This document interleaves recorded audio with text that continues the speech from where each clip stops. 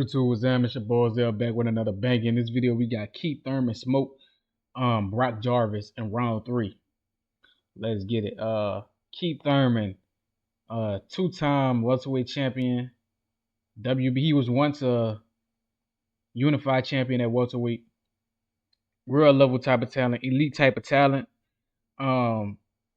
He was victim of a lot of injuries, and he had a long layoff because he just couldn't get healthy. He just came back versus Brock Jarvis in Australia. They had a very interesting fight, to say the least. And when I say interesting, I mean it was pretty one-sided, but Brock Jarvis gave it all he could. The tail of the fight was Keith Thurman. He came out early trying to box, right? He tried to box, and he got caught with a shot. He got caught with a shot in the first round, I believe. And after he got caught with that shot, he went into his high guard, and he said, "Now I'm good." And he started boxing after that. He started moving, and he survived the rest of the first round from boxing. Right, he didn't get hurt again after that. He started boxing after round 1, and after round 2, he started boxing yet again. So round 3 is when the fight really picked up. That's when the fight really picked up, and that's when Keith Thurman landed a big shot. Right, I think he landed a 1-2. I don't know. He landed something 1-2-1, and then he threw a left uppercut, I believe. And Jarvis, it was a brutal shot. Like, dude head almost twisted off his neck when he got hit with that uppercut. It was a nasty shot, and he got down. You could tell he was hurt. He ain't never been hit like that before. His equilibrium was gone. It looked like he was a little bit scared, but yeah, he was hurt from that uppercut. And once Keith Thurman smelled blood in the water, just like a shark, one time jumped on him and hit him one more time with a big left hook. He hit him with a 4-punch combo, but a big left hook, and the ref said it's over after that. He said, "Nah, no more. I don't need to see no more." And the fight got waved off. So Keith Thurman stopped him in round 3 with a left uppercut, knockdown, then a left hook, and the ref said no more.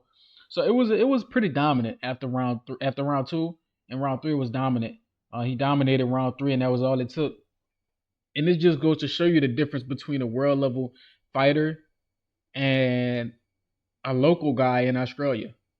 We know Australia isn't the biggest boxing market. Australia got some guys in boxing.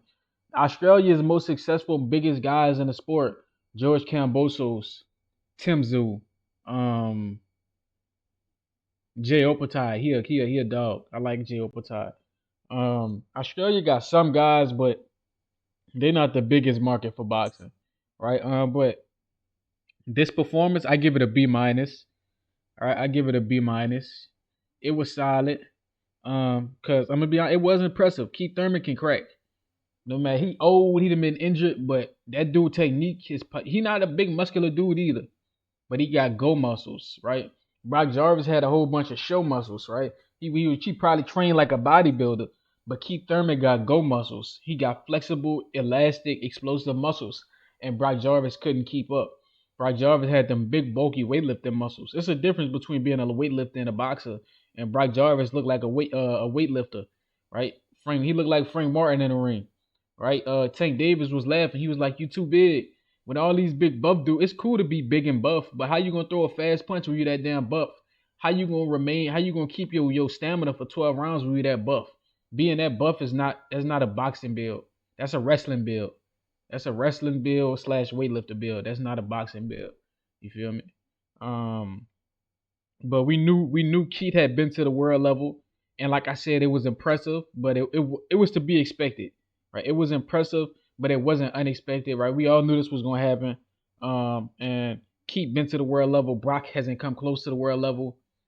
I think this was his first time fighting a world level guy, if I'm coming correct. And we saw the difference in skill. Just the difference between a world level guy who's a puncher versus a local guy who's really good where he's from. That's the difference. And I believe that this was a showcase fight, right? You know, guys have showcase fights. I believe this was a showcase fight in Australia to let them know who Keith Thurman is and to be ready for when Keith Thurman fight Tim Tszyu. And the reason I kind of know that this was a showcase fight was because Tim Tszyu was even doing a commentary alongside Sean Porter, right? So that's obvious. They trying to sell this fight. I just don't understand how Keith Thurman keep getting opportunity after opportunity after opportunity, right? He lost his title belt to Fedora. He got another title opportunity versus Bakram. And then he gets an opportunity versus Keith Thurman. Like that dude he white balled. They give him the Lomachenko treatment. He keep losing, he keep getting opportunities. The only other guy I can think of like that is Lomachenko. That dude Tim Tszyu, he's white balled. That dude get every opportunity after he loses. He get after he loses, he get a huge opportunity. Right? He loses his belt, he's unified belts. Then he gets another opportunity at a belt. Then he gets another opportunity at a world class guy. If Bud had got all those opportunities like Tim did, Bud would have 3 belts right now. But Tim Tszyu managed to lose 3 belts in 2 fights. Think about that. He lost 3 belts in 2 fights. How do you do that? I don't ever think somebody's ever done it unless there was an undisputed fight, right? Kambosos lost 5 belts. No, he lost 4 belts in one fight, I believe. 4 belts. So but yeah, Tim Tszyu lost 3 belts in 2 fights, which is ridiculous. And then he gets an opportunity at Keith Thurman, which is even more ridiculous. So that just go to show you that Tim Tszyu white ball by the sport of boxing. PBC trying to make him a cover guy because his dad, his father, Kazazu. I want to watch the fight between Kazazu and I think he fought Zab Judah. I want to watch that fight. See what that fight was all about. But now we get to look forward to the Tim Tszyu, Keith Thurman fight. And if you ask me, I say Keith Thurman should be the favorite, right? Keith Thurman coming off a dominant win. Tim Tszyu lost to guys on that level. Tim Tszyu got knocked down 3 times, got stopped. I don't think Keith Thurman took that much punishment, right? Tim Tszyu almost bled out in the ring. Tim Tszyu got knocked down 3-4 times in one fight within a span of 2 fights. That's a lot of damage in 2 fights. That's a lot of damage. And then we know Keith Thurman, he could box. I mean, it's going to be a good fight. I'm excited. I can't wait. Let me know what y'all think. Like, comment, subscribe, share this, hit the post notification bell. Till next time, man.